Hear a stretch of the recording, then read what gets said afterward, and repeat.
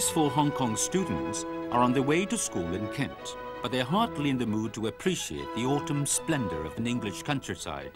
They've been on the road for 7 hours, yet the driver still hasn't found their school, despite repeated attempts at asking for directions. Take on the right, yeah. Yes. Yeah. All right, you can't miss it. You can keep on this road. Thank you very much. 係啊，有難啊個名。咁即我司機而家揸咗我哋去非洲年。點解同嗰幅嘢影全紅嘅咧？係咯。嗰後尾嘅風景係差唔多呢啲。風啲間？唔通冇理由喎。要彈。笑唔出啊！我嗰頭笑唔出啊！咁我。哇！我哋真係。唔通呢間？唔間呢間係 Bethany。 太差啦 ！Bethany 啊 ，Bethany， 有個牌寫住 Bethany 啊，到咗啦。唔係呢度可能真係啊。係啊，頭先有個牌寫住 Bethany School 㗎。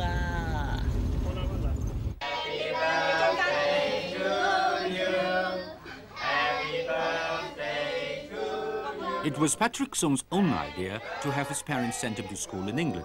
One reason was that he wanted to be like his cousins. 想自己高啲、大隻啲咯。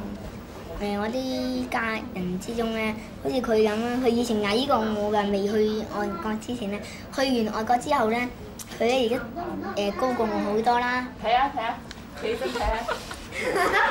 哇！中學註冊嗰陣時咧，咁要拎埋張成績表俾人睇嘅，1至10個。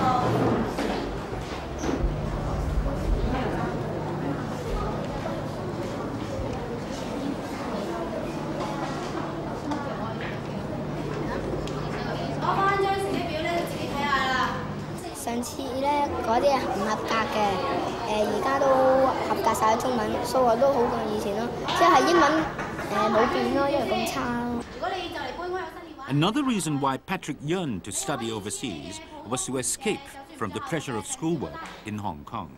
我揾表哥同表妹佢哋口中講咧，佢哋咧都話咧喺外國讀書咧係冇咁多壓力㗎，真係冇咁多壓力。點樣㗎？即係咧讀書好輕鬆啦，即係咧直情返到屋企咧唔使做功課嗰啲咯，同埋溫習考試嗰啲咧比較冇咁深啲咯。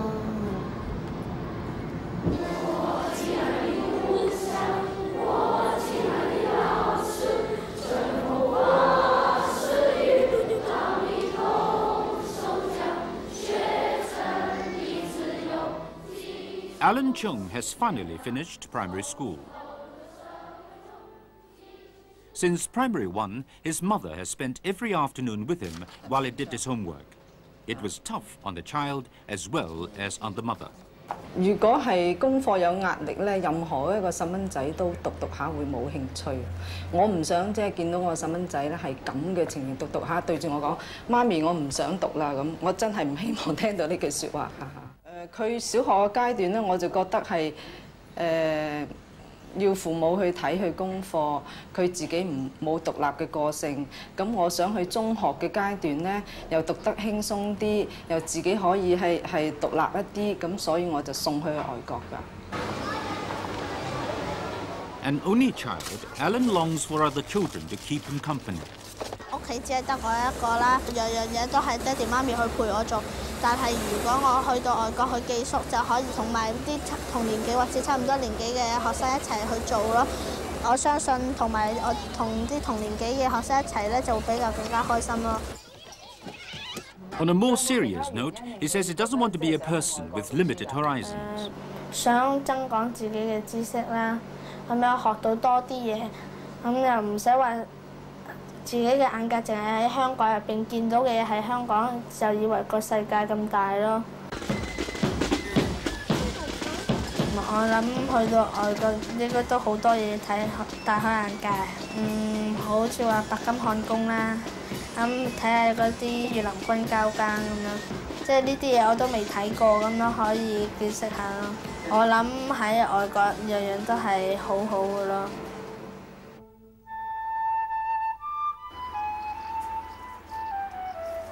我諗英國咧就好好咯，同埋好靚啊，例如好多草咯，同埋好多動物咯，即係好似一幅畫咁咯。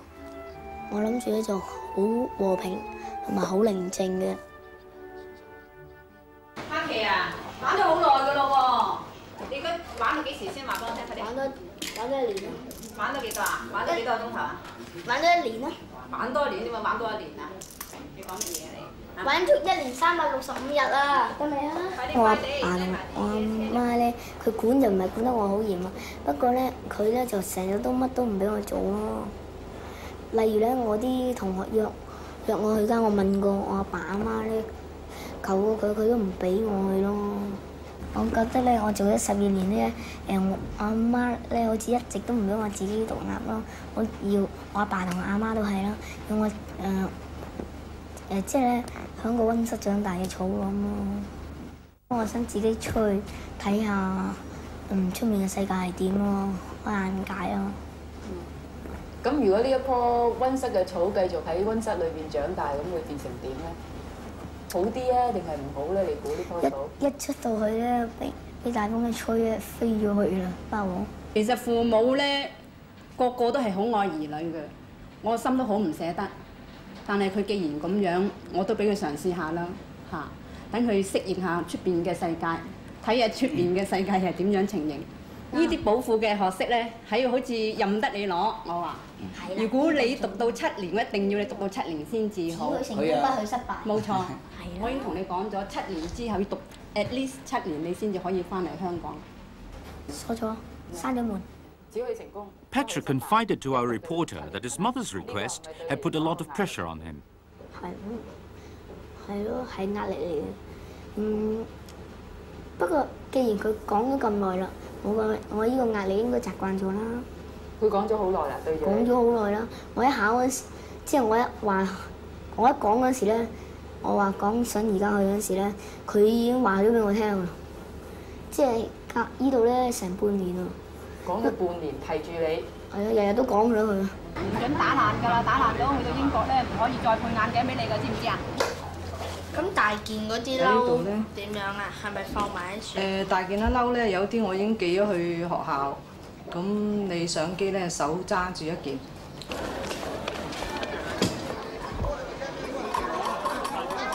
Civil servants are the biggest group of parents sending their children to school in England.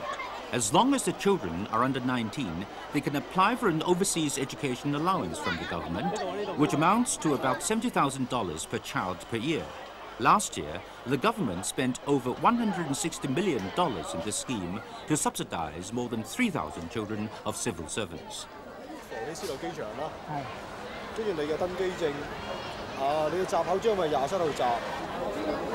Patrick and Alan have just turned 12. It's the first time they've left home to live by themselves in a foreign land, but their mothers say they're not worried.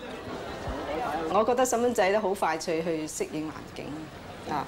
即係有時佢遇到啲難題咧，媽媽唔喺身邊咧，反而佢處理得更加好。我諗人咧就好容易適應嘅，越細年紀去咧就係比較越大年紀去容易接觸啲嘢，乜都係容易接受啲咁樣，所以我都放心佢去嘅。我同你咁 friend， 梗係嘅。最緊要佢唔識啲功課，教下佢就得㗎啦。喂，你有咩嘢照顧佢啊？佢咁細個唔知㗎。Both Alan and Patrick have enrolled in Bethany's school. As they prepare to board the plane, their families remind the two 12-year-olds for the umpteenth time to take care of each other. 我去到嗰邊就會學㗎嘛。你又唔夠搞到揾佢啊幫手啱啊！即係唔好打交，走就走，大家即係唔好。似咧學校好似學生係咪俾佢錫佢一啖？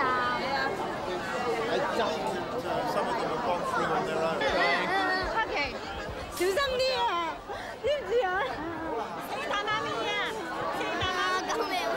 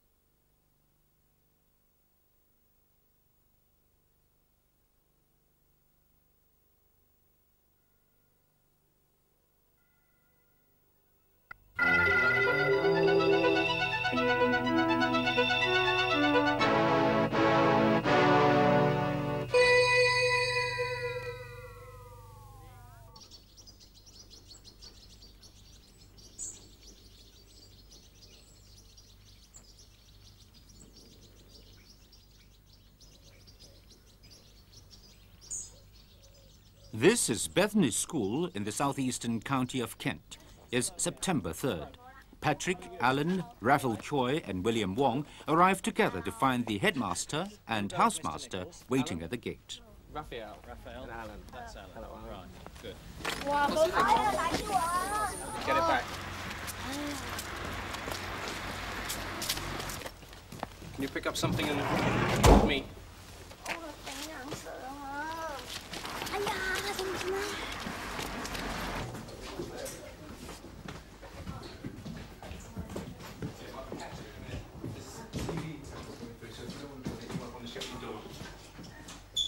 Right?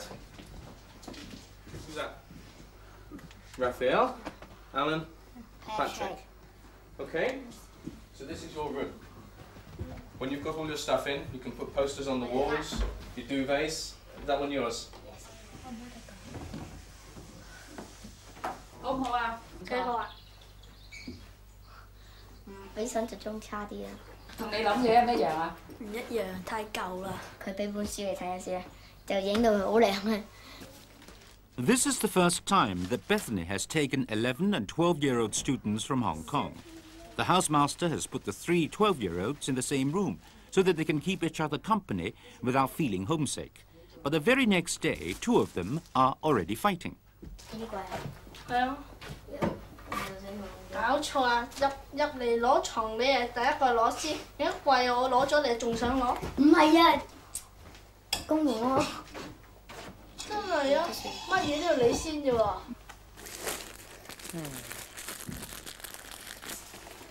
13-year-old William has enrolled in Form 3 at Bethany and shares a room with 2 British students. Is terribly homesick.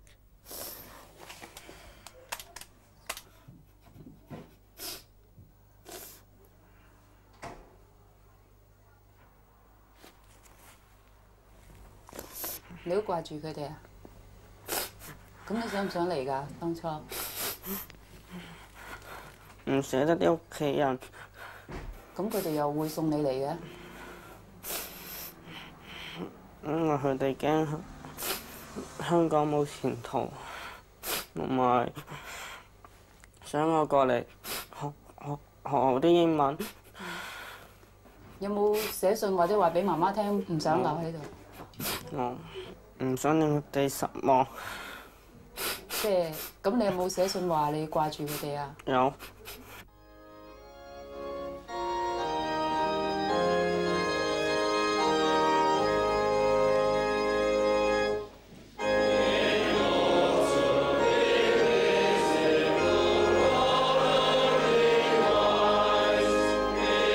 Bethany School has a history of 120 years and used to be a boys' school.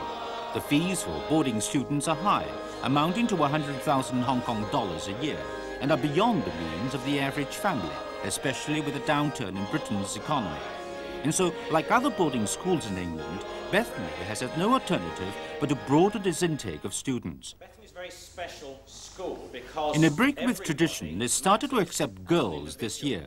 Also for the first time, it has taken as many as 7 Hong Kong students. In all, 14 Hong Kong students now attend Bethany. What are you doing awake? Boarding school life is highly disciplined. At 7 o'clock sharp, the housemaster makes sure everyone gets up. 成晚瞓唔着啊？即係好驚返學有咩即係我驚同啲學生唔啱咯。咁快諗啦，或者好啱咧？或者都諗定先好啊嘛。幫你打啦。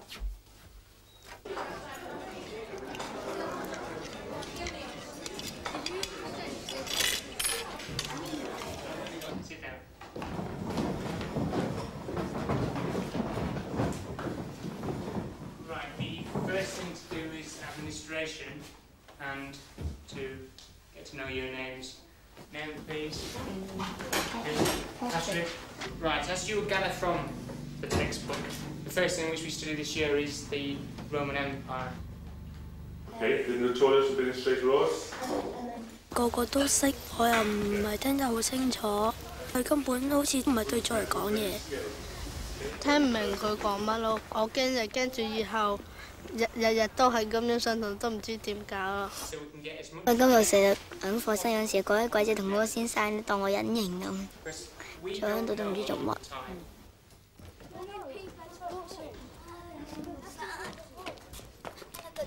It's taken nearly all of their willpower to finish the first lesson. 你哋知上咩堂㗎？咦？好似係咩堂啊？地理、歷史啊，我地理啊，我歷史啊。After a whole lesson on this first day of school, Alan still has no idea what the class was about. 唔係好清楚啊，啱啱上嗰啲都唔知咩科嚟。你唔知你係上緊咩堂？係啊，今日係坐下聽下佢講嘢。咁坐喺度悶唔悶啊？悶㗎。好悶啊！係啊。蔡信賢呢？你知唔知你頭先上緊咩堂啊？歷史咯。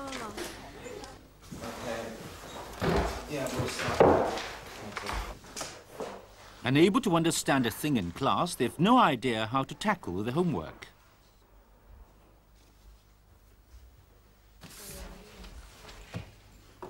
Before arriving in England, Alan had longed for a classmate that could help him with his homework. But as it is, there's to be no talking under the watchful eyes of the housemaster and monitors. 個個字都差唔多睇唔明嘅，我問兩句佢後邊嗰個人又唔俾啊。咁啊，同你諗過嗰陣時喺香港諗嗰陣時唔一樣咯。係。有冇啲失望啊？有，好難啊做啲嘢。好難啊，做啲嘢。嗯。其他佢哋識唔識啊？都唔識，佢話佢都係點咁做。個個都話喺英國讀書好似係容易過香港咁樣。你覺得咧而家？而家覺得梗係唔係啦。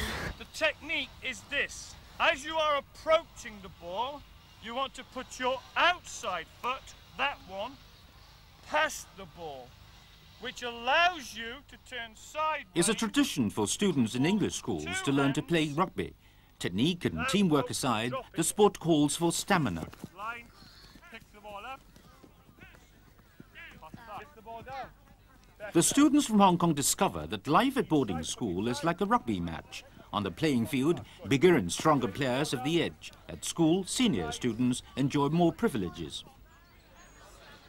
Take Form 6 students, for example. They can choose the clothes they wear to school, as long as the colours are acceptable to the authorities. But students in lower forms don't enjoy this freedom and must wear their blazers even in warm weather. Students are required to take their 3 daily meals in the dining hall in 2 groups. Those in Form 4 and above fall into one group, those in Forms 1 and 3 another. But Form 6 students simply ignore the rules, jumping queue every time they enter the dining room and leaving the juniors at the back end. Even among the junior students, the bigger ones can bully their way up front.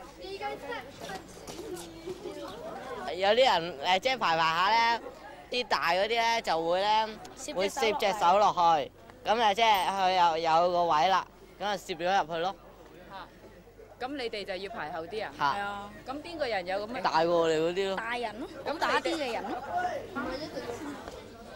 As the most junior in the school, the Form 1 students have resolved to sit aside instead of trying to jostle for a place. 有人排隊真係等一陣就拉翻晒出嚟㗎，佢全部嗰啲 monitor 叫我哋出翻嚟，跟住有啲大嗰啲排上前面咯。But it's allowed because they are older than us, so they have more of a privilege to go in front of us.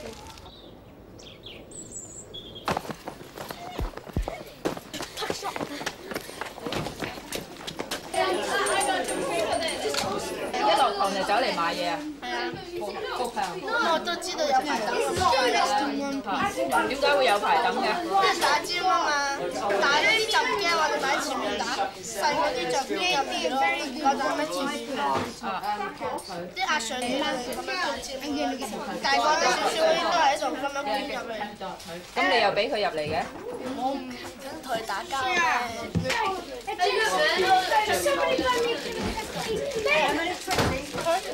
It's always been an unwritten rule in English boarding schools that class has its privileges. It also forms part of a valued tradition. That's true, up to a point. I mean, in a sense, all children are treated as individuals and equally in respect of the needs they have. But in terms of the routines of a school, then one has to have a system, for example, for going into lunch. And it makes sense to allow older ones to go in first. Well, I think that will be a sensible way for parents anyway, anywhere to bring up their children. The younger ones need more rules, if you like, or regulations or restrictions because they are younger. As they get older and become more responsible, they get more freedom. Did you get the formula right? 50 cosine 40? Newly promoted to the privileged class is Lester Khan, a Form 6 student from Hong Kong. He joined Bethany in Form 4. He's got this to say. 我覺得一啲都唔似屋企。譬如你係爸爸媽媽，你都會對待你啲仔女公平㗎啦，即係唔會特別偏心話嗰個有咩特權，嗰個冇㗎係咪？但係你譬如你 fifth form、fourth form 啊，再細啲嗰啲咧，你簡直係冇乜特權，簡直係好似俾人虐待約束咁樣咯，我覺得。雖然我而家係喺sixth form，但係我覺得好唔公平咯，我覺得仍然在，所以我覺得一啲都唔似係自己屋企咁，我覺得係嚟到好似係，如果細嘅你好似受苦咁，大嗰啲好似喺度享樂啊，喺度威啊，譬如喺度點樣折磨細嗰啲咯，我覺得。